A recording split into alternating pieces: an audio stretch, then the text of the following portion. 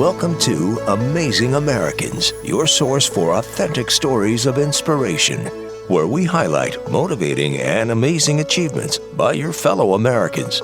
Now, here's your host of Amazing Americans, Kate Delaney. Rudy Knapp is our guest this time around, and boy, oh boy, does he have such a great story and a fabulous book. Legacy: Building Your Kingdom, a Divine Blueprint, Command Your Purpose, Secure Your Future, and Leave a Legacy for Generational Impact. His story is so intriguing. He's got 15-year-old twins, so you can imagine what that's like. He's been a teacher for 23 years. And he is dealing with his mother's dementia, and you know how tough that can be. And he's got some good insights into that and into legacy and all these 5 pillars of life that can change your life for sure, and you can get that impact. So Rudy, thanks so much for coming on to share your story. Oh, thank you so much. I appreciate this opportunity. I love sharing the story, and I love having conversation just like this. So first of all, let's talk about you and the road to becoming a teacher. You know, it's a profession that now there are so many that would probably make great teachers. They're interested in it, but they don't see the highway for it. They don't see what that can lead to or how they can grow that career. And it is a rewarding career, and I'm sure you'll tell the listeners the same thing. But what's sent you in that direction? You know, it's interesting going through the process of how I became a teacher, you know, walking into college, deciding, you know, what was my purpose? Like, how do I impact this world in a positive manner? And I just looked back at myself and I said, well, who were the influences on myself? Well, my parents, for sure, are an influence on me. My coaches in sports and how great they were. And a lot of my coaches were my teachers.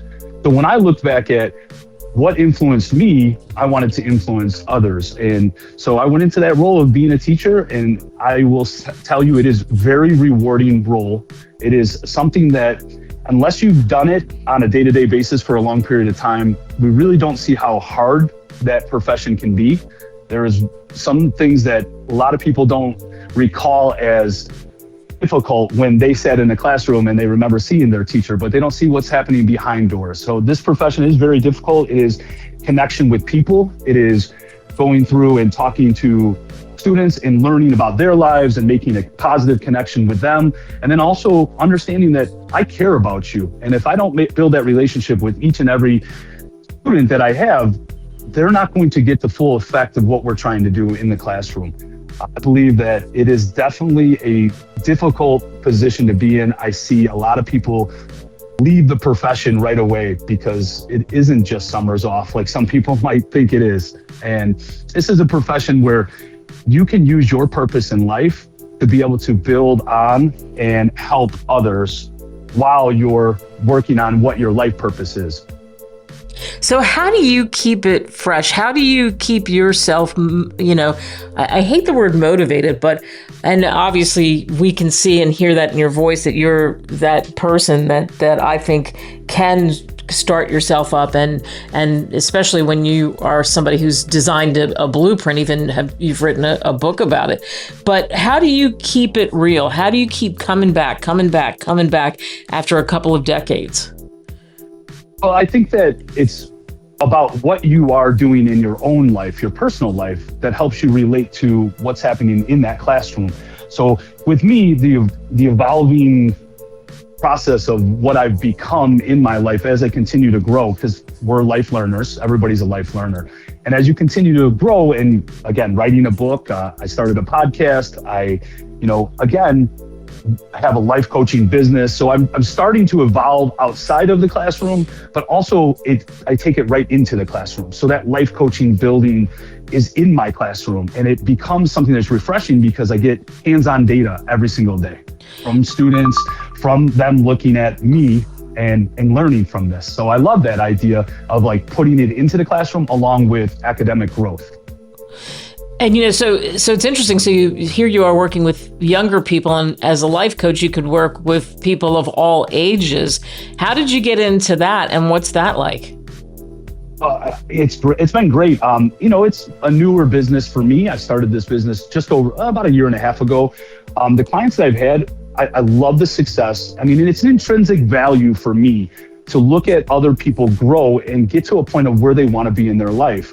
I have a 17-year-old boy that I was working with in the weight room. He really wanted to build on his physical pillar. So we've talked about the 5 pillars of life that I mentioned in my book, but one of them is the physical pillar. And I'm very big into fitness and health, and I really wanted to help him grow. He was in the band. He's somebody that was just wanting to get himself to a point where his life was physically where he could hold the drum and he can be in the drum line and he could do these certain things.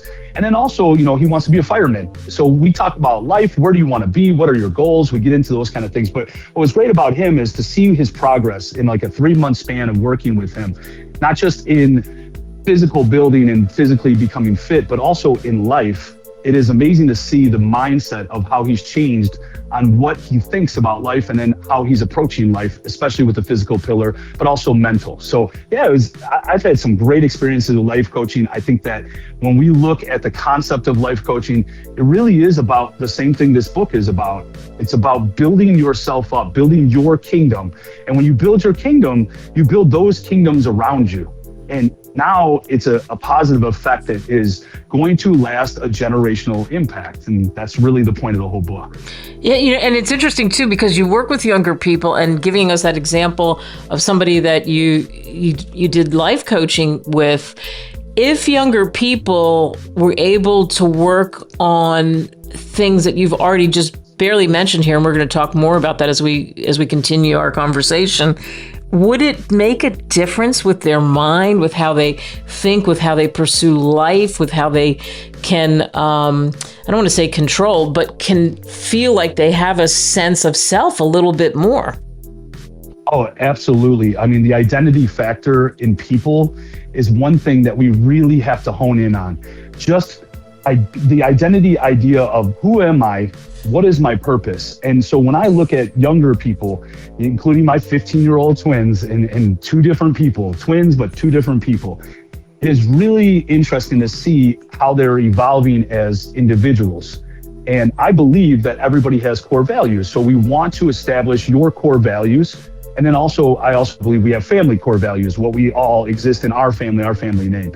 But for them personally and for younger people, we're establishing this identity, how you are as a student, how you are as a person, what is your purpose in life. And if we can give them some sort of knowledge of a blueprint where we can say, hey, look, this is something that works, and we can follow that along with adding whatever else that you want in life, whatever parts of your life that you want to add into it, you may be able to have a track of blocking out all of the distractions in life, right? We have so many. We have social media. We have a lot of different things that are distractions in life, but really focusing on where do I want my life to go? Where do I want it to end? In this happiness, this peace, at the end of all life, where is it going to go? Well, how does that work? How is that blueprint? How are those steps put in place? And this book gives you strategies. It gives you activities. It gives you journaling. It gives you an idea of sitting back and looking at stories that you can relate to. And at a young age, maybe they're not going to do audits about their life at that young of an age,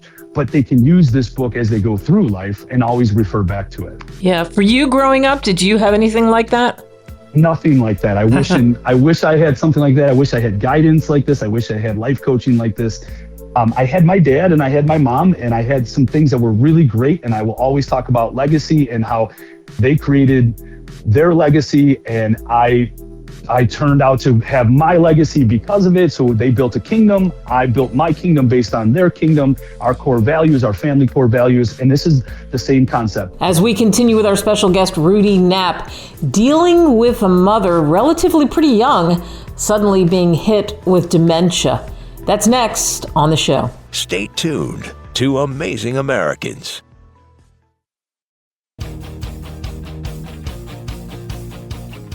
This is Amazing Americans with Kate Delaney. Thanks for hanging with us, everybody, listening to the show. And we're speaking with Rudy Knapp, talking to him about what happens in your life when suddenly your mother is diagnosed with dementia. And, Rudy, here you are, you're in your late 40s. You have these two twins, you've got a family life that's thriving, and you're very close to your mother and your sisters, and then suddenly you start to see things that are happening with her and you realize something's wrong. So talk about what it was like dealing today with your mom's lack of memory. Yes, I mean, it's a huge impact on my life. I mean, about 6-7 years ago, we have found that the early signs of dementia happened with my mom.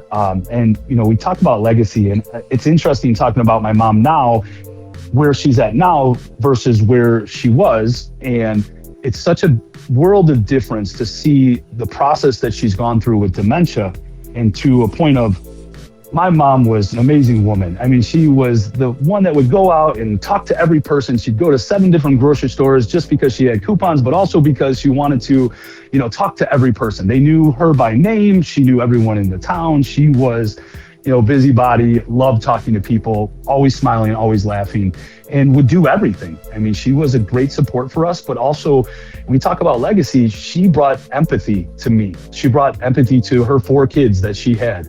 So it's a mindset of looking at where she was and what I have taken from her. And then we talk about dementia, and I saw the stages where, the little forgetful things in the stages early on. Some people say there's 7 stages. Some people say there's 3 stages. I've done a lot of research on dementia. And stage 1 is, forgetting your words and little things that we forget to do, picking up. We started noticing forgetting to come pick up my children. She would take them to school in the morning when we'd go to work. And so it was really, when we started catching those little things, we became aware of this, and then it turned into some other things that would happen with her where stories were made and they just weren't true. And those early signs were very difficult for me, because what I had to do is I had to be, the one that was taking things from her. So I became the parent. And it was really difficult for me personally to be able to have to go and take away your car that you're not driving anymore because you're getting lost when you're driving, and take away your phone because you're calling people from another country that you don't know. And it's very difficult to be in that situation, because now I'm somebody that still relies on my mom. That's my mom, and she's the greatest thing, and she gives me advice, and she's amazing too. Now I'm trying to help her. And so there is a difference in how you approach dementia when you don't understand it. And she was 66 years old when she first started. She's 73 years old now. So we're at a point where she doesn't know who we are. She doesn't exist in her mind. She doesn't know our name. She doesn't know any of us, but she also physically has deteriorated. So that early dementia has dropped so quickly. And it also turns into, she's actually on hospice, which in hospice, we usually think of, you have a few weeks left, but this is a situation where we don't know a time frame. So with my mom, it's very difficult, to look at her and talk about the situation, because she has been so great to us, and she's not that same person. Wow. You're describing you had to take away the car, you had to be the parent, the phone calls to people she didn't know. What was the scariest thing that happened along the way to saying, okay, we got to really put our foot down and we got to deal with this?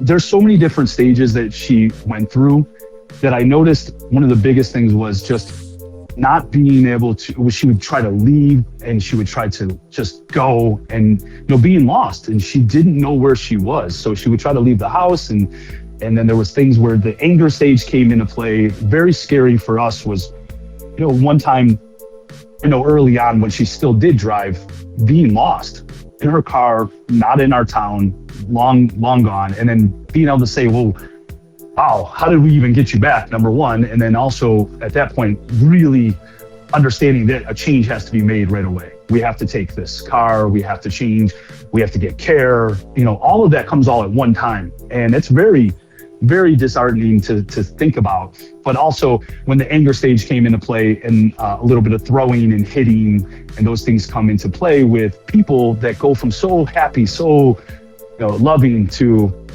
seeing anger, seeing someone completely different that's not your mom. And that's really disheartening. That's one of those signs that we were very upset with.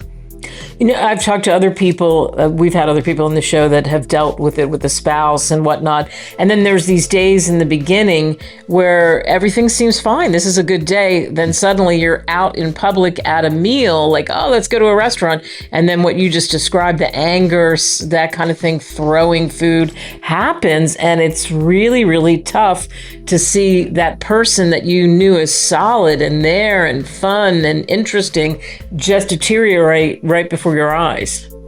Oh yeah, it's very difficult. It's almost a switch at times. Early on, it was a switch. It was, this is a great day. You know who I am. We're having a good conversation, to something completely different. She would tell you a story about where she was or where she did, and some of this stuff just changes in her mind and doesn't really understand what's actually happening in that moment. So, you know, there's a resort back to her childhood at one of the stages. So you'll go back to your childhood and she wants her mom, and my grandma had already passed away, so she wasn't involved. And so she wanted to go to her house and she wanted to put pictures of herself when she was a kid on the walls. And it was just, there's so many different things that come into play. It's really, really something that is eye-opening for me because I've never experienced that before, but also, you know, for our entire family. It's something that will weigh on your entire family. But yes. So how do you decide then, did you do memory care? How do you decide, okay, now this is what we have to do? When her body started deteriorating, there was 24 hours that was needed care, and it was just not capable of us to do. And so at that point, we were saying, we need to get her a nurse. We need to get her 24-hour care. We need to get her something that can have some sort of interaction with people as well, because you want to keep that interaction. We talk about, you know, doing puzzles and coloring books and things like that to keep her mind active. And we found a place that would give her that opportunity to talk to other people on a daily basis and to be able to get full care. I mean, at that point, her body started not working. And so at that, we needed showering, we needed changing. You know, she's in a wheelchair now, but at the moment that we went in, it was capable of some things and not capable of a lot of things. So yeah, at that point we had to change, and we had to get her into a facility that was capable of taking care of what she needed in life. We wanted her to have still a happy life as much as she can. Yeah, and the good thing you and I talked off the air is that you're able to visit her. She's close by, close enough that for you, for your comfort anyway, you can certainly go and see her, and another sibling can do the same thing, right? For sure. I have two sisters. I have a brother that passed away when he was 16, and we can talk about that too, as far as some of the things that happened with my mom and what I believe in dementia. But yes, both of my sisters are 15 to 20 minutes away, just like I am, and we all can go visit, and we can definitely be part of still seeing how she is and talking to her, and hoping that there is something inside her that really remembers us. Once again, our special guest is Rudy Knapp. Coming up, we talk about losing a brother at 12 years old, the impact that had on him, and going from a dreamer to a doer. That's next. Stay inspired. Stay tuned to Amazing Americans.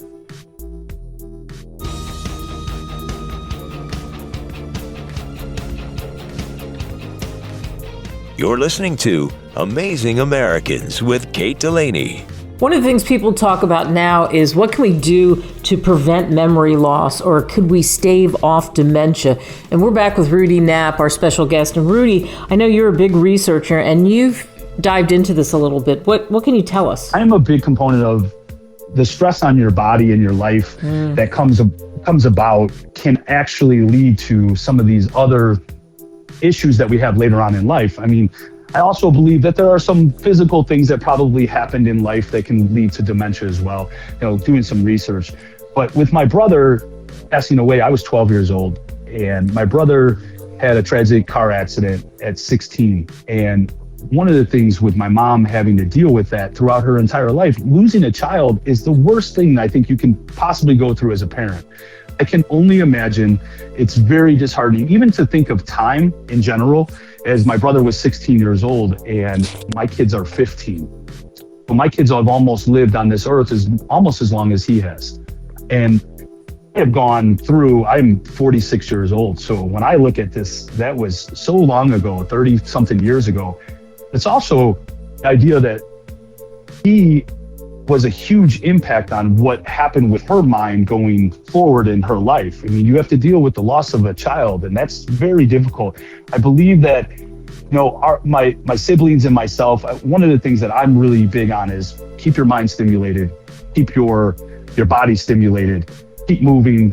And also, what are we eating? Because sometimes the things that we're eating can lead to, some of these different things that happen in our brains. And so with me, yes, there's a fear of dementia and Alzheimer's for our own selves. I mean, one of the worst things that I see firsthand in real time is losing your mind and not understanding things and not being able to use your brain or speak or, function. And that's the most disheartening thing in life. And when I look at that, I look at how can I preserve myself so I'm around for my kids. So we talk about this word legacy. My mom, one thing that she did was she was a lifelong smoker. And being a lifelong smoker, a lot of people have direct relation from smoking to dementia.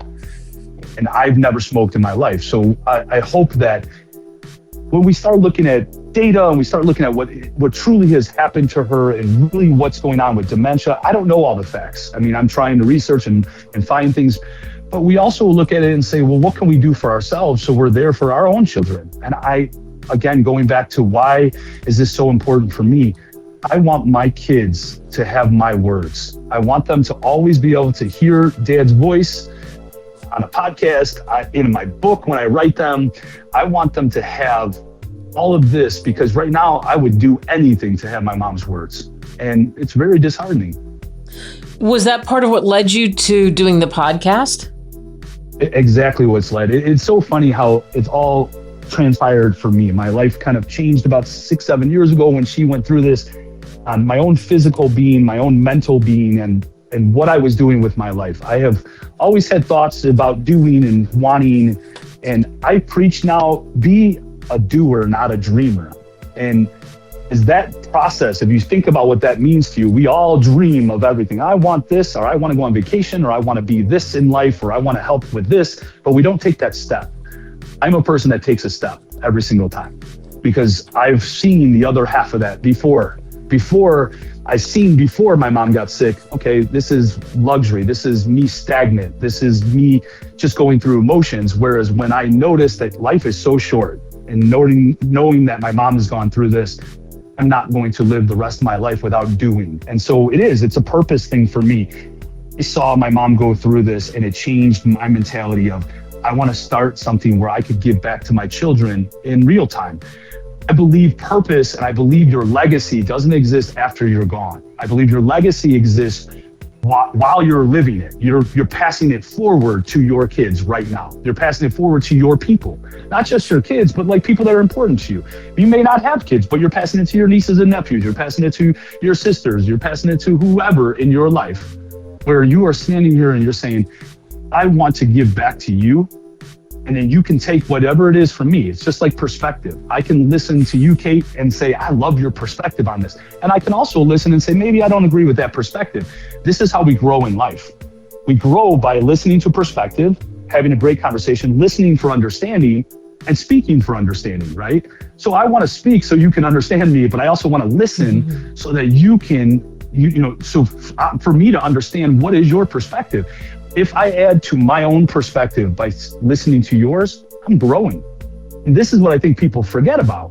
So as I went through and made this podcast, it was about me giving back to my kids. That was the whole point of it at first. And then it grew and then it became something where, people really wanted and gave me their perspective and supported and loved the idea that I get the chance to go out there. It was stepping outside my comfort zone. I got out of my comfort zone to say, I can do this, even if I was really apprehensive at first. But I got a chance to stand out and say what I feel and back it up with conversation and be able to include my son on one of the podcasts. I'm trying to get my daughter on, and she's really fighting that. But I'd love to get my daughter on there, as my son's been on there. It's just very cool to be able to throw out there and do something outside your comfort zone and try to give back. And if someone takes one little thing from me in this book, in my podcast, in my life coaching business, and it helps their life, that's part of my purpose. That's what God has given me to go forward and help people in a broader sense. I think you and I talked about this once where we talked about what is purpose? Purpose is not just being a teacher. That's my profession. but it is a realm of my purpose. My purpose has a huge realm. It is life coaching. It is podcast. It is writing a book. It is being a dad. It is all of these things possible that come forward to pass on and be able to help other people. I want them to have growth, confidence. I want them to have the best of their ability in life so that they live happy and at peace. And that's really where it all stemmed from. And the other thing that you talk about that I think is so important for people listening, everything you said right there, if they can take away from this conversation, that idea of growth, no matter how old you are, you're never too old to stop growing or learning or any of that and look at different perspectives. But you also talk about something, and you touched on it a little bit before too, is the dreamer thing, about you're a doer, not a dreamer. So you actually take the step. And you talk about, in your book, you talk about this too, you talk about consistency. You talk about chasing headlines, the intensity, but then where's the consistency? So there's so many things that are just out there unfinished and blown in the wind, really. Yes, I talk about this in my book, and it's really, the book is actually, like we said, you have actionable items to do. You have journaling, you have stories, you have a lot of taking a step. Instead of just talking about the idea of something, we're talking about taking actionable steps, and it is becoming a doer. And to me, when you look at wanting something, there is always one thing that I preach, and I've probably talked to many, many people about this, because I believe this is very simple, but it's also something that is inherited in every aspect of your life and any example you can come up with. I talk about sacrifice. So sacrificing comes first before you can create a discipline. Discipline is what you're trying to accomplish, right? So if I'm trying to accomplish, getting in shape and being healthier, then my discipline is to exercise and to eat better. So if I want those two things to exist, and I want, to become healthier in general, I have to sacrifice something. And most of the time, what we're going to sacrifice is time, comfort, and money, right? Those are the three things that we will sacrifice mostly. So if I sacrifice, it can lead to a discipline, but discipline doesn't exist without consistency. And that's what you just mentioned a minute ago. That consistency factor has to come in play. I believe sacrifice leading to discipline, which only happens with consistency, is the only way that you grow as a person. It's the only way that we call success. When you grow, it's success. That's what I call success, growth. So think about any example. I'll tell you that same example. If I talk about in my book, you have to be in control of the fork. The fork is what you put on your fork to eat. You have to be in control of that. So if you decide that you're not going to eat healthy, then you're not sacrificing. You're sacrificing your comfort, right? If you don't go to the gym, or if let's just say you go to the gym one time, or you exercise one time, are you going to tell me that you're in shape? Are you going to tell me that you're healthy? No, you know what happens then, right? So we talk about you have to go consistently. And that discipline doesn't happen. It doesn't become a habit until you consistently go. As we continue with Rudy Knapp, coming up, what he calls getting out of lost.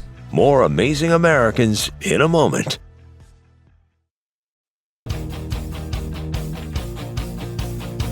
This is Amazing Americans with Kate Delaney. Once again, Rudy Knapp joins us. And Rudy, you're talking about this acronym LOST that you created: lazy, out of control, stagnant, and tortured. And you really apply this to people you work with. Like one of your clients who started going to the gym, and what happened to her when she was consistent? I want you to be there at 5 a.m. because now you're sacrificing sleep, you're sacrificing time, so that you know what's going to happen. After work, sometimes you got family, you got kids, you got things going on. Sometimes it's very hard to sacrifice. So why not do it while they're sleeping if you have the capability? So you got to be there at 5 o'clock, not 5:01. You got to show up for 45 minutes. And you know what? You got to make sure that you're not on your phone the whole time. You're actually doing something physical. I don't care what you do in the gym. Just do it for 30 straight days, no rest days, and see where you're at. And she did. So with her, she did it. And after 1-2 weeks, it was her telling me her hip doesn't hurt anymore. And she would check in with me every day. You got to send a picture to me, check in with me.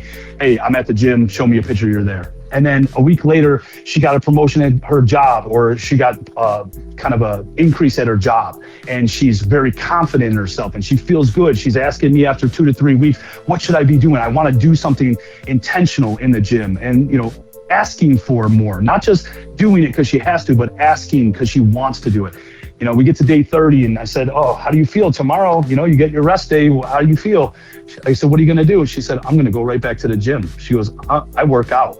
Instead of I'm trying to work out, I'm trying to get healthy, I work out. I'm a gym person.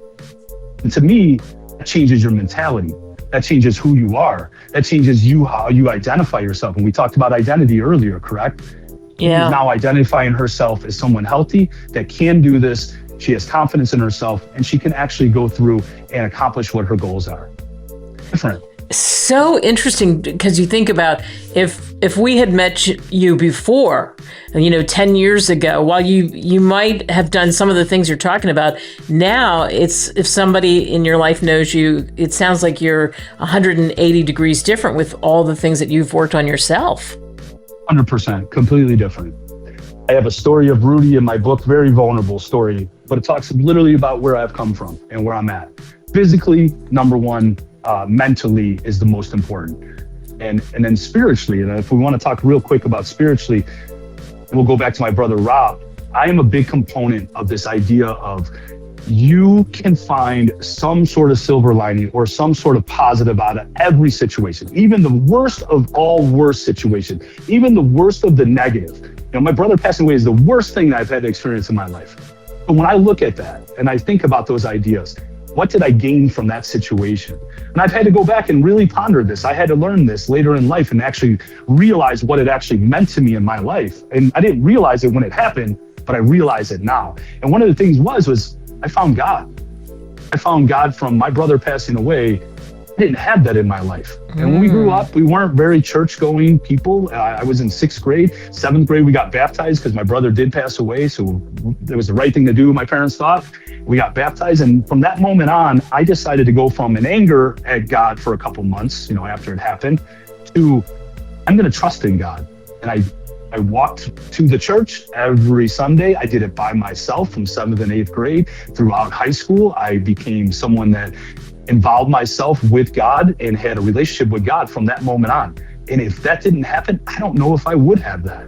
I also learned from my brother to not take life so serious, that it is short. And realistically, my brother was the jokester and he was the funniest guy in the room. And he was the best person to have in the room to make you laugh. And instead of being so serious all the time, I learned this later in life. I have to enjoy myself as well. We have to take those little trips. We have to go have fun. You got to enjoy your kids, right?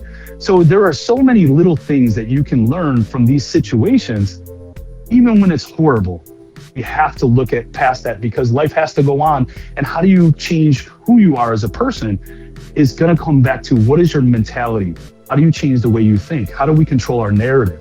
There's so much that comes into play. Well, even you said that with your mother, what you wanted to leave your kids because you don't have her words while you watch her go through dementia. Yes. I mean, how many times do we take for granted calling our mom, our dad, or just getting help? I mean, my dad is a huge help for me. My dad is somebody that I still rely on. He's somebody that is the bedrock, is what I put in my book, of my foundation of hard work and dedication. I mean, I am who I am as far as what my consistency is, my discipline, those things that I have in my life because of him. I watched it every day. I saw him becoming a man and taking care of his responsibility. I mean, these are things that we can stand and have a conversation about, but it is about legacy. It created a legacy, passing it forward to me. And I'm doing the same thing. I just had to open my eyes and see it. And finally, it took my mom going through a hardship for me to see it. Yeah. Wow. So as that's happening with your mom, and gosh, we certainly wish you and your family the best in dealing with that. Your book only just came out recently. So what was it like putting this book together? It's such a surreal experience because we talk about how we speak about ourselves, right? We have to understand self-talk is so important. And people don't realize that, but it is. It's a way to trick your mind to understand, stop putting yourself down. And so at first I started writing. I just literally came up with this idea of I want to write and I want to put my words on paper. And I didn't have any end result in play. I didn't have a goal of end result. I wanted to write. And it went hand in hand with my podcast. And it was me standing down and saying, okay, I'm just going to try this. And at first it was like, I'm not a writer. I would convince myself that until I started doing it. That was the step forward to actually write a sentence, write a paragraph, write a page, write a chapter, continue on and continue to write. And as I did that, it literally changed my thought process of, I am a writer. I have something concrete in front of me. I stepped forward and did something, and I became a writer. And it took me over a year to write, a year and a couple months. And I got to a final conclusion, and I said, wow, this is actually a final product, and I'm proud of it. And I'm proud of myself for doing it. I'm proud of stepping outside my comfort zone and actually doing something that I think can help other people. In the same sense, like I was trying a million things because I'm at that point in my life where I can do it. I don't do I can'ts anymore. I do I can'ts. I went through a program called 75 Hard by Andy Frisella, I believe his last name is. And it is a mental changing program. And I'll tell you what, and he's a big podcaster. I think you probably know who he is, Yeah. if anybody there. Yep. And one thing with his program really changed the way I looked at I can't versus I can. And I think that I can mentality is what everybody needs to have. If you can change your brain to say I can, even when the situation's not ideal, even when, there's some things that come into play that might keep you from, you still have ability to. I ran a marathon a couple of years ago, Chicago Marathon. I've never been a runner, but I am a runner now. And it's because I decided I was going to run for my mom's cause, Alzheimer's. So I ran for Alzheimer's for her and ran a marathon, never ran a 5K in my life before. Decided my first race was going to be a Chicago Marathon. And I did it, and I completed it, and it happened. And there was some hard things, but it's one of the greatest experiences you'll go through. They talk about 1%ers, and I'm a 1%er. I wanted to do something that was for dedication to my mom, but also because at first I said, I can't. And as soon as I said I can't, guess what I was doing? Signing up for a Chicago Marathon. Wow. Yeah. And I want to tell everyone again, the name of your book is Legacy, Build Your Kingdom, a Divine Blueprint, Command Your Purpose, Secure Your Future, Leave a Legacy for Generational Impact. You can get that, of course, on Amazon, Barnes & Noble, wherever great books are sold. When people, of course, they're hearing your story, but when people read your book, what do you hope they take away? I truly hope one thing that they take is they can use this as a resource anytime in their life. To go back to a chapter, we talk about 5 pillars: life, spiritual uplift, the mental health growth, the physical temple or physical enhancement, the career and financial development, and then your relationship intelligence. One of the big chapters is relationship intelligence. How do you speak with people? How are you in a relationship? I talk about this concept of CIRCLE, which is it's an acronym for what a great relationship or a very successful relationship can be. And if you're talking about going through some hardship, build your pillars so you build your kingdom. When you build yourself, you build those around you, the rest of their kingdom starts building. Everybody has their own kingdom. You have yours, I have mine. You are queen of your kingdom. I am a king of my kingdom. When you build it up, you're starting to build your legacy as you go. And I believe what I really want them to understand is pass this down to your people. Pass it to your kids, pass it to your important people. Pass down what you're doing in life generations from now. I want in this book them to take something which I know they'll relate to. Anyone that reads this book has to relate to this in real life. Whatever the story is in those 5 pillars, you definitely can relate. Micro versus macro is a big chapter for me. And then micro talks a little bit about your daily tasks, micro thinking, every day, consistency, like you talked about, turns into macro goals. Rudy Knapp, thanks so much for coming on. I appreciate you so much. Thank you, Kate. I'm Kate Delaney. We'll be back next week with another inspiring story. Thank you for joining us for another awesome episode of Amazing Americans. Be sure to join us right here at the same time next week for more great stories on Amazing Americans.